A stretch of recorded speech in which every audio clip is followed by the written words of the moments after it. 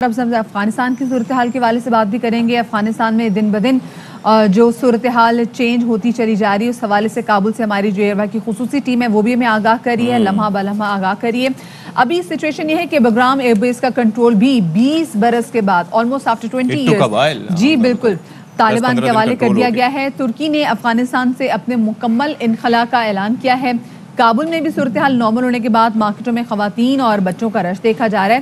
ہمارے نمائندے Akhtar Gulfam AIY news کی ٹیم کے ساتھ وہاں پر موجود ہیں اور گزشتہ روز تو ان کی طالبان کے ترجمان ذبیح اللہ مجاہد سے خصوصی بات چیت ہوئی تھی۔ بالکل، انہوں نے طالبان ترجمان سے بات کی اور بڑی اہم گفتگو ہوئی، اور جس میں طالبان رہنما کا یہ کہنا تھا کہ پاکستان ہمارا دوسرا گھر ہے اور اپنے گھر کے خلاف کچھ نہیں ہونے دیں گے۔ یہ بڑی ری ایشورنس ہے اور بڑی اچھی بات ہے۔ اور پاکستان کے خلاف روس کے وقت سے پروپیگنڈا ہو رہا ہے، کابل اپنے زور بازو پر فتح کیا، کسی نے مدد نہیں کی، اور بھارت منفی پروپیگنڈے سے باز رہے۔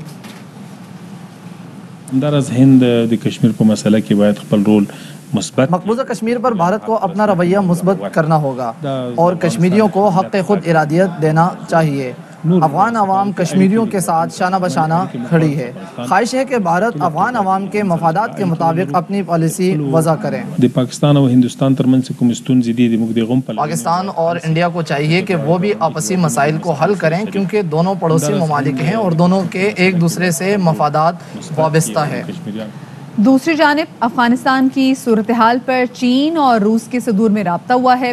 چینی صدر کا کہنا ہے کہ افغانستان میں عالمی برادری کے ساتھ مل کر کام کرنے کے لیے تیار ہیں۔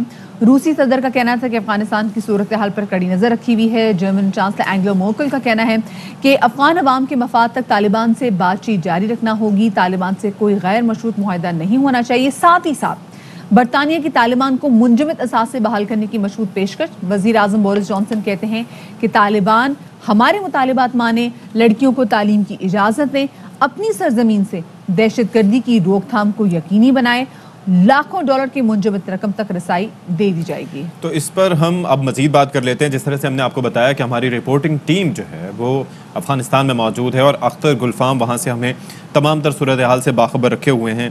تو اختر گلفام بتائیے گا کہ اب کیا سچویشن آپ بنتی دیکھ رہے ہیں؟ ایک تو بگرام کا کنٹرول دے دیا گیا ہے، یہ طالبان کے حوالے کر دیا گیا اور 20 سال بعد ان کو کنٹرول ملا ہے۔ دوسرا، کابل کے حوالے سے یہ بتائیے گا کہ وہاں پر سچویشن کیا ہے؟ کیا ایئرپورٹ کا کنٹرول مکمل طور پر طالبان کے ہاتھ میں، اور طالبان جو ادھر ادھر دیکھ رہے تھے ترکی سے، جیسے کہ انہوں نے رابطہ کیا تھا کہ وہ کسی طریقے سے ایئرپورٹ کا کنٹرول سنبھال لیں، تو کوئی جواب ان کی جانب سے آیا ہے؟ Thank you. سب سے پہلے میں بات کروں گا بگرام ایئر بیس کے۔ بگرام ایئر بیس کی اگر ہم ماضی دیکھیں تو گزشتہ 20 سال سے بگرام ایئر بیس عمارت طالبان کے جو ہے وہ ایک اسیر بنایا جاتا تھا، طالبان کو قید کر کے اس بگرام ایئر بیس میں کیا جاتا تھا۔ آج وہ بگرام ایئر بیس 20 سال بعد واپس طالبان کے کنٹرول میں آ گیا ہے۔ کل جو ہے وہ طالبان کو باقاعدہ اس کا کنٹرول دیا گیا۔ گزشتہ رات گئے ہماری بات عمارت اسلامی کے مرکزی ترجمان ذبیح اللہ مجاہد سے ہوئی کہ بگرام ایئر بیس کے حوالے سے انہوں نے بتایا کہ بگرام ایئر بیس جو ہے وہ 20 سال ان کو جو ہے وہ دیا گیا ہے، اور ان کی کوشش ہے کہ بگرام ایئر بیس کی جب تک کلیئرنس مکمل طور پر نہیں کی جاتی وہاں پہ میڈیا ٹیم جو ہے وہ باقاعدہ لے کے جائیں گے۔ ان کا یہ بھی کہنا تھا کہ بگرام ایئر بیس جو ہے وہ بڑا امپورٹنس رکھتا ہے سرزمین افغانستان کے لیے، اور وہ کافی خوش بگرام ایئر بیس کو لے کر۔ دوسری اگر بات کی جائے کابل کی، کابل شہر جو ہے وہ کل یہاں بینک کھلنے تھے لیکن وہ بینک نہیں کھل سکے۔ عمارت اسلامی کے اعلانات کے باوجود جو سرکاری ان کے بینک ہے، قومی بینک ہے، عزیزی بینک اور دیگر جو بینک ہے وہ نہیں کھل سکے، جس کے باعث یہاں پہ جو کابل شہر کے اندر جو شہری ہے ان کو کافی مشکلات کا سامنا ہے۔ گزشتہ 12 دنوں سے وہ بینکوں کے سامنے قطاریں کھڑے رہتے ہیں اور ان کو پیسوں کی ضرورت ہے۔ یہاں پہ خوراکی اجناس کی جو بھی ایک طرح کی قلت پیدا ہو گئی ہے، اور جبکہ اشیاء ضروریات جو ہے وہ مہنگی ہو گئی۔ باقی مارکیٹیں کھل گئی ہے، جو تصور مغرب کی جانب سے ایک دیا جا رہا تھا کہ طالبان جو ہے وہ خواتین اور بچوں کو بازاروں مارکیٹوں میں آنے نہ دیں، ان کے شاپنگ مال یا سیلون بند ہو جائیں گے، تو اس طرح کی کوئی بات نہیں ہے۔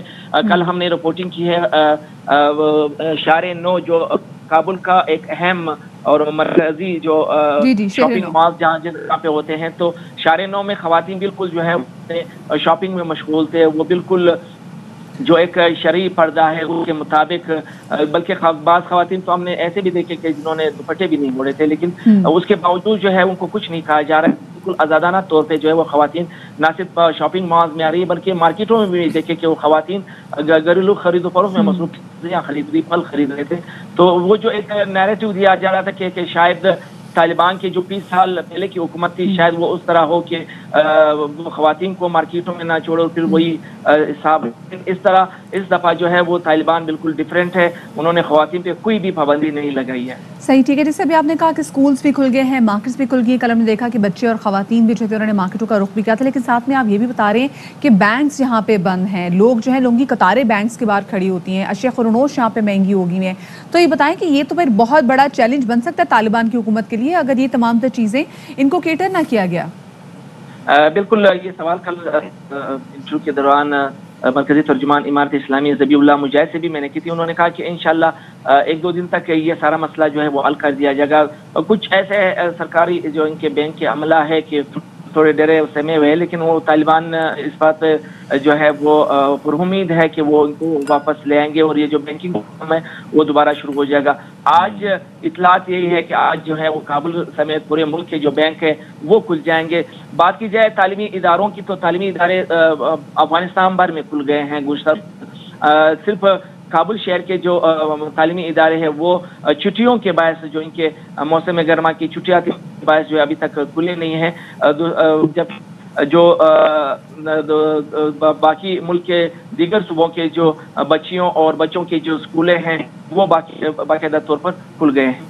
اچھا اختر، یہ بھی بتائیے گا کہ ایک سیکیورٹی الرٹ اور وارننگ جاری کی گئی ہے آسٹریلیا اور امریکہ نے اپنے شہریوں کے لیے کہ کابل ایئرپورٹ پر حملہ ہو سکتا ہے، اور یہ بھی کہا جا رہا ہے کہ جو موجودہ صورتحال ہے اس سے داعش کسی طرح سے فائدہ اٹھا سکتی ہے اس طرح کی کوئی کوشش کر کے۔ آپ کے علم میں کیا یہ خبر آئی ہے؟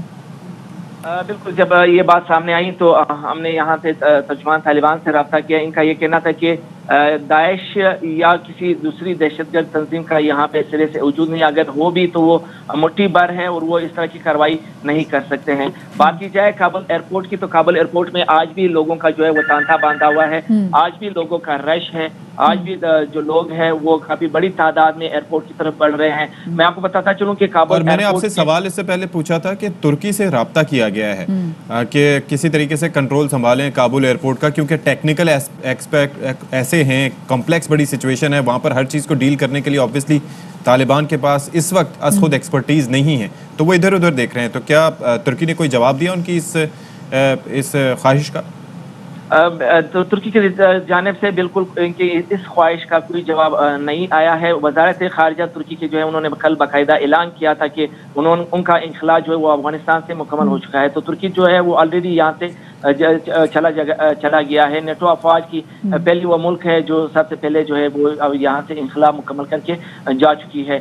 ہم بات کر رہے تھے کہ کابل ایئرپورٹ کے جو وہاں کے جو لوگ وہاں پہ بڑی تعداد میں آ رہے ہیں، کچھ ملکوں کے جو سفارت خانے ہیں انہوں نے کابل ایئرپورٹ کے اندر جو ہے وہ کام کر رہے ہیں، اسپیشلی UK، امریکہ اور فرانس کا جو سفارت خانہ ہے وہ وہاں پہ کام کر رہے ہیں اور ڈاکومنٹ چیک کر رہے ہیں۔ کل آپ نے سوال کیا تھا کہ یہ لوگ کن دستاویزات کے تحت جا رہے ہیں، یہ اسی بات کو لے کر کل جب ہم کابل ایئرپورٹ گئے تو ہمیں پتہ چلا کہ زیادہ تر وہ افغان شہری بغیر ڈاکومنٹس کے جو ان کا لوکل جو تذکرہ وغیرہ ہے ان پہ جا رہے ہیں، لیکن کل یہ ایک بات واضح ہوئی کہ جو باقاعدہ ایمبیسیز کی طرف سے جن کو ای میل آتے ہیں ان کے ڈاکومنٹس کے بعد ہی ان کو جو ہے شفٹ کی جا رہا ہے۔ وہ جو بغیر ڈاکومنٹس کے یہاں سے شفٹ ہو رہے ہیں دوحہ ایئرپورٹ پہ، ان کی بڑی تعداد ابھی وہاں پہ موجود ہے وہاں پہ ایگزیکٹلی، کیونکہ وہاں پہ بھی ساری اسکروٹنائزیشن اور چیکنگ کا پروسیس ہوگا۔ کوئکلی بتائیے گا پنجشیر کی اس وقت صورتحال کیا ہے؟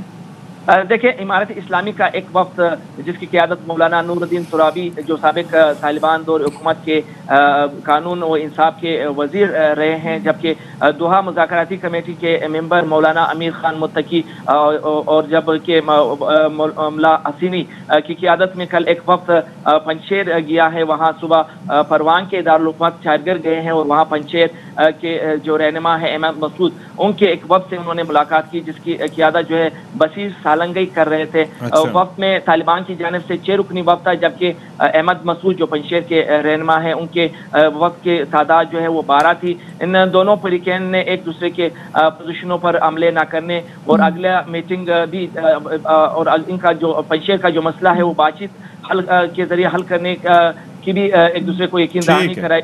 جبکہ میں کوئکلی یہ بتا دوں کہ پنجشیر کی جانب سے وہاں سے وہ لوگ یہ پر امید ہے کہ ان کو جو ہے 6 اضلاع ان کو جو ہے حکومت شراکت اقتدار میں کچھ جگہ مل جائے اور ان کا گارنٹر مل جائے. دوسری جانب طالبان کا جو وقت ہے وہ کل مذاکرات کے بعد آج اپنے رہنماؤں سے ملیں گے. اسپیشلی مولا برادر عبدالغنی سے ان کی ملاقات ہوگی. تو ٹھیک ہے، ہم آپ سے اس حوالے سے رابطہ کرتے رہیں گے. آپ بڑا اچھا کام کر رہے ہیں اختر گلفام، اور آپ محتاط رہیے گا، احتیاط کیجیے گا، اور ظاہر ہے کہ آپ صحافتی ذمہ داریوں کے لیے وہاں پر موجود ہیں اور ساری صورتحال سے ہمیں آگاہ بھی کرتے ہیں. بالکل جی، یہاں پہ ہم چھوٹی سی بریک لیتے ہیں، بریک کے بعد ملتے ہیں.